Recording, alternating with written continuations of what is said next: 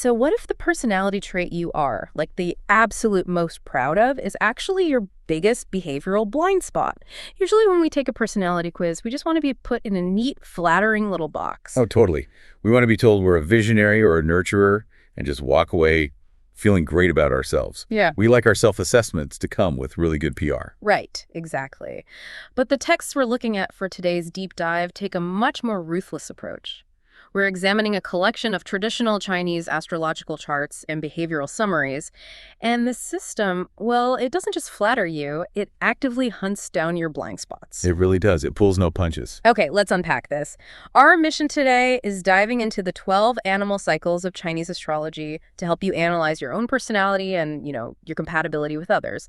But we are strictly focusing on the dual nature of these signs. Right. Comparing your brightest virtues directly against your darkest behavioral shadows. Exactly. And I want you, listening right now, to keep your own birth year in mind as we go. It really helps to understand the Chinese astrology uses this 12-year cycle as a psychological framework. I mean, it's an ancient method for categorizing incredibly complex human behavior into predictable patterns. We aren't just reading a list of traits here. No, we're looking at how a specific strength inevitably creates a specific weakness. Let's start with the action-oriented signs, what I like to call the powerhouses. So that's the buffalo, the tiger, the dragon, and the rooster. A very intense group. Super intense. Think of these signs like high-performance sports cars. The exact same massive engine that gives them incredible forward momentum to win a race is the exact reason they will spin out on a tight turn if they lose traction. Oh, that's a perfect way to look at it. Take the buffalo, for example. Their engine is that they are methodical, conscientious, born leaders. Yeah. But when they lose traction, that extreme loyalty curdles into being chauvinistic. Wow, so like too patriotic. Yeah, in this context from the source, that means becoming fiercely tribal or intensely patriotic to the point of completely shutting out anyone who doesn't belong to their specific group. So the virtue literally becomes the vice. How does that work for the tiger or the dragon? Well, a tiger is beautifully courageous and sensitive. But because they feel things so deeply, their emotional momentum makes them intensely stubborn. When they get upset, they get completely carried away and just lose control. And the dragon? I know they're usually seen as pretty lucky. They are. The dragon is a gifted, fun-loving perfectionist. But perfectionists have zero patience for flaws, which means the dragon is notoriously, painfully tactless, like they will casually say the one thing that destroys you. Yikes. And the rooster is incredibly industrious and supportive, but that same drive to go big makes them surprisingly extravagant. They just end up burning through resources. Exactly. But if the powerhouses eventually burn out from all that brute force, how does the Zodiac account for people who survive on subtlety? That brings us to our next group, the intuitive and charming signs. They navigate the world through social magnetism.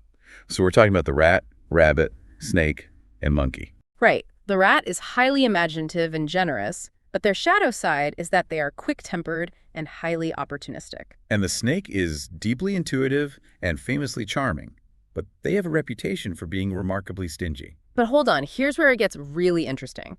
I mean, isn't a rat's opportunism or a snake's stinginess just a matter of framing? Like, who actually decides it's a flaw? What's fascinating here is how the source material explicitly addresses that. It breaks down these word associations to show how thin the line is between virtue and vice. The difference between being positively thrifty and negatively stingy often just depends on who is observing the snake. That makes total sense. It's all about perspective. It is. It's the same with the monkey. They have a witty, magnetic personality. They read people perfectly.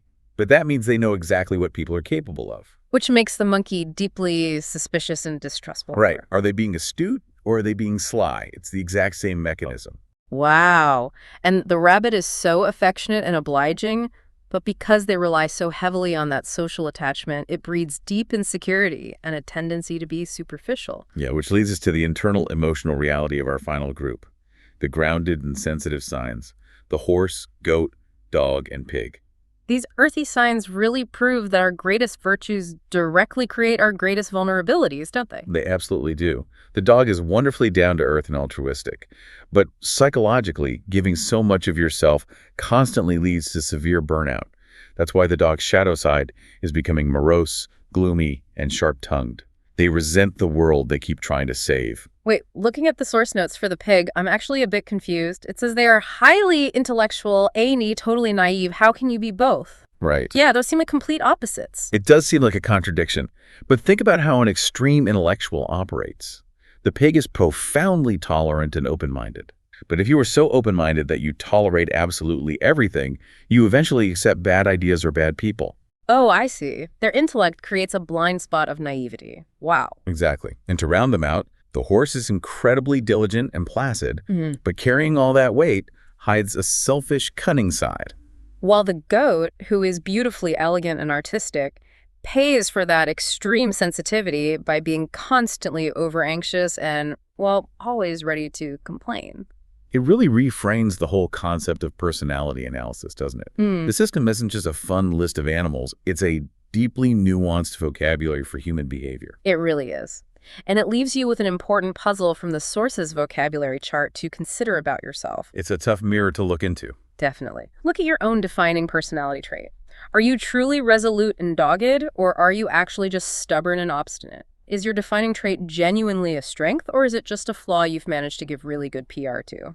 It's worth asking yourself before you get back behind the wheel of that high-performance sports car.